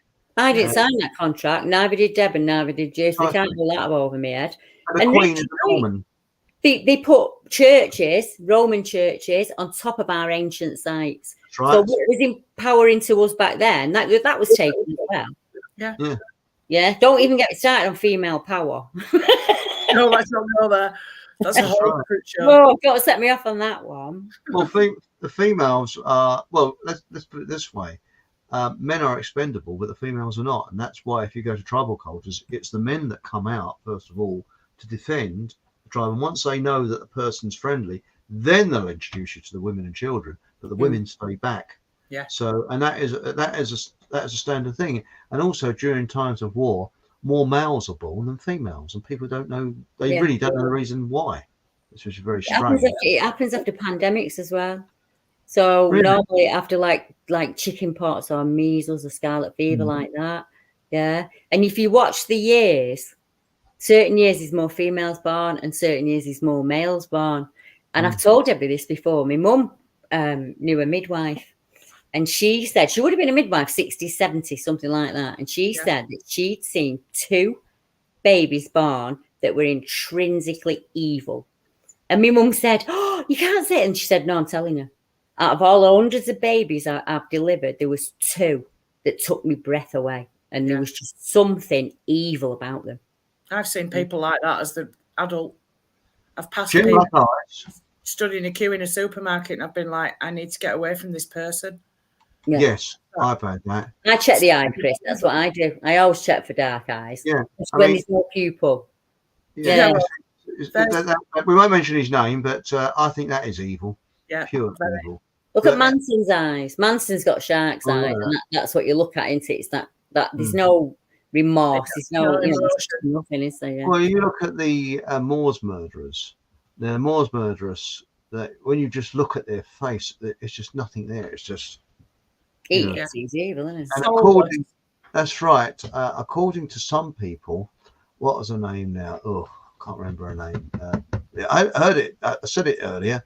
The woman that was there with the children were being murdered. Mara Hindley.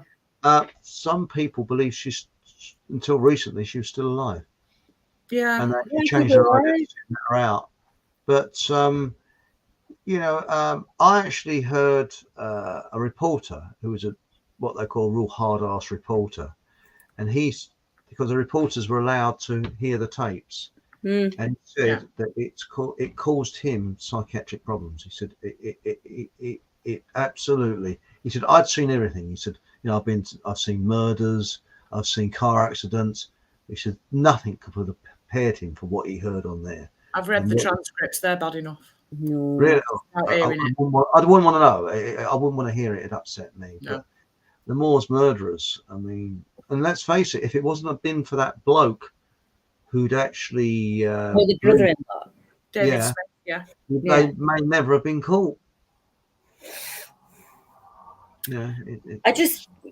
I think Manchester around that time just became immune to, because we come out of the Brady thing and we were straight into the Ripper, and as we come out of that, we were straight into Shipman, and it just seemed to me, growing up as a child, we kind of take murder for granted now. Yeah, where it was a big shocking thing and it was all over the front news. Now it can be, the front of the news might be about football or some particular woman who's had a bum done or something like that. And you'll find the murder cases are only little now, and there's not much to read in them anymore. I think we've become so desensitized to violence and murder.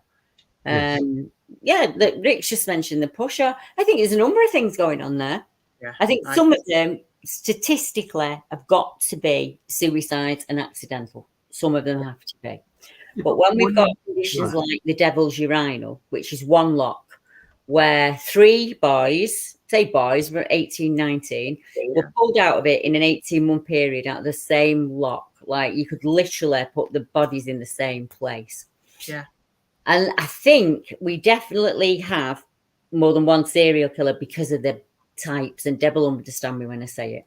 There is a series of men that you would class as working class males straight, big set lads, play rugby, go to gym, all of that. They're being taken, right? So that's one particular victim type. Then there's another victim type, and it's an Asian male, like a young, slim, 18, 19, 21 Asian male, so dark skin. So that's another one. And I think people are going to think I'm crackers, but I think one of them lives on a narrowboat. Because I started looking at reservoirs and canals outside of Manchester, and the deaths are still there. Well, you can get anywhere in England on a boat, can't you? You might only go 4 miles an hour, but you can get everywhere. And for everyone that said Sanaga was the pusher, and it'll all be over and done with, there's been so many males pulled out of that. Murders now, but I mean, I like what I can't. Ibiasak says the eyes are. Oh, I forgot Cryptids as well. That is so true. They are, and you can tell a lot from people's eyes. You can see kind eyes, evil eyes, and nothing eyes. I mean, when MPs knock on my door wanting my vote, which I don't vote, so they're wasting their time, they're dead. Yeah. You can see their eyes are just dead. There's nothing there. Yeah. And they all seem to be like that, very, very sort of. But when you look at, for example, times of war, look at the First World War, with all those graves and all that, for example, in the trenches and that, there are some people that say that, and I don't know what to think about this. So I'm just putting this out. I'm not saying it's true, false, or anything. But there's one chap, I can't remember his name now. He reckons that it was like a pact that governments did with demonic forces as a kind of sacrifice, and that was what the First and Second World Wars were. Although I think Second World War wasn't really planned as such; it happened by accident. But the First World War, I think, was planned because they started about 20 years before 1914, hyping it up. So that's an interesting thing, because when you look at when you look at the battlefields of First World War, it's a vision of hell, isn't it? Yeah. Yeah. And they're still digging up ammunition now and bodies. Yeah. And skeletons from that time. Even after that time. I mean, it was just mass slaughter. Yeah, it was. And, I think that that person might have something, that the powers that be, royalty and that, have a way of getting, conversing with something that's beyond our understanding. Yeah. I don't know. I'll keep an open mind on that one, but I'd like to find out more because they reckon that the elites do have some sort of demonic whatever, because that a Faustian deal is a Faustian deal. You sign on that dotted line. Exactly. Yeah. Have you seen that film? The original was with Peter Cook and Dudley Moore, about the bloke who sells his soul. It's a comedy, and it's really good. Oh, what was it called now? It's well dated. You can actually see it live on. Sorry, not live. You can see it actually on YouTube now. It's free to view. It's something about a deal with the devil, and you see it's Peter Cook. He was scratching records because what he does, he sells people's soul. He buys your soul, and you can have anything you want. And he sends pigeons out. That's it, bedazzled. That's it, Mike. Cheers, bedazzled. Mike. That was as I say, it's a bit dated, but there's a fantastic line in it where he sends pigeons out to shit on people's heads. And Dudley Moore says, "Oh, look, there's a vicar down there. Is he going to shit on his head?" He said, "Of course not. He's one of our fellas." Ruby and part of the devil. The ancient Ruby, was it? I truly believe that are monitored and allowed to take out certain people, and especially the indigenous native Indians of America. I am convinced my feelings are correct, for I see them. I think she's 100 on that one. Why is it all males? Why is it all males that are going in clusters? It's not just in England. The smiley face killer in America. It's all over. I'm like in the same way that I believe that cryptids are possibly, some of them, not all of them, are owned by government and they are sent out as killing teams. I think that happens But, and I know people think I'm crackers when I say it, but they get took to bases and everything, you know. So why would you not? If you've arrested this serial killer, he's a complete and utter killing machine. He's got no conscience, no empathy, no morals. Why would you not send him out to do your bidding? Exactly. You don't have a dog about yourself, do you? So to me, I think sometimes they are left out there. And I think what we don't realise is that there are some out there that are working right now that we'll never hear about ever, because they won't ever be exposed, you know, and they are just clean-up teams that are out there cleaning up, causing a war, you know. The government actually have elite teams. I know this for a fact, that will go out and kill anybody. Yeah. They are psychopaths. And I know this from two sources. I think, well, I say two sources. Town Crier was telling me that he knows somebody that was in the RAF and saw something he shouldn't have done, and he went into an area where this psychopath elite force had been, and what he witnessed, what had been happened to men, women, and innocent children, was it haunted him for the rest of his life. And he said they are just complete psychotic, and killing machines. And when you look at for example, when the RA were busy, most of the bombings that went on the mainland were done by this elite team to turn public opinion against the RA. Because let's face it, if you are fighting somewhere, you want to get people on your side. You don't want to make enemies. So you don't bomb people. You say, well, we're nice fellas, we are. It's just your government that's the problem. But you know, we're very nice people, and you do a PR exercise. So it was all done to, you know, they reckon that, what was it, the Birmingham one, they never caught, and the Birmingham bombers, they were all innocent. So, you know, there's a lot like that. Yes. Anyway, we're going near the close now, aren't we? Yeah, we've done well.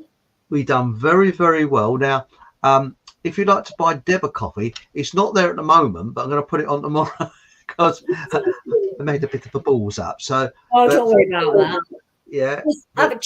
If you're about on Saturday night, about 8 p.m. and you've got nothing on, tune into mine. I always put a premiere out on a Saturday, and there's a chat box at the side of it, so you can natter along.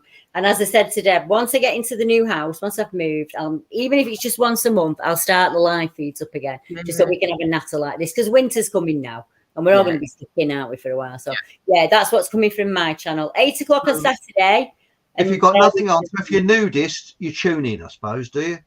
If you what? So if you've got nothing on, you can see it. So it's for nudists, is it? Oh, no, I don't see you, Chris. It's not live. You can walk around with it with 2 fig leaves and a cherry on if you like. I won't.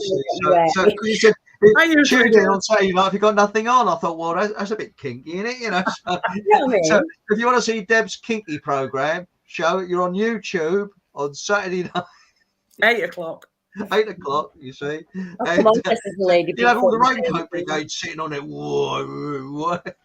Yeah, you won't see anything, but you can imagine. No, you'll not see now. Yeah, but And then, of course, we've got 8 o'clock on Friday, and I keep missing it, but I'll try and make a point of, you know, going on there. I was just about to tell you who our guest was on this Friday, because I did know, but I have to keep checking my calendar. This Friday's guest, actually, no, I do remember, is Preston Dennett. Right. UFO bloke from America. So yeah, I've got it. And what does he do? What's he a specialist at? UFOs. Oh, really? Oh, I'll have a go at that. That's all right. Yeah. It sounds offensive, doesn't it? UFO. UFO. Get yourself off.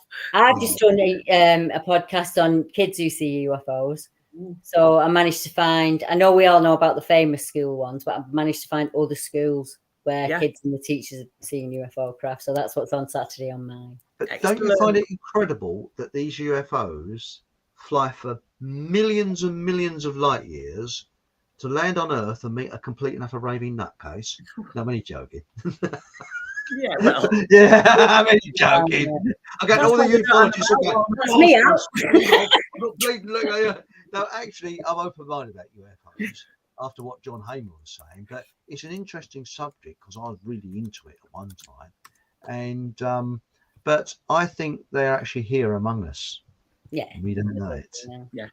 And they're looking down on us, you know, and they're like Cadbury's Smash Men, you know, remember that? with,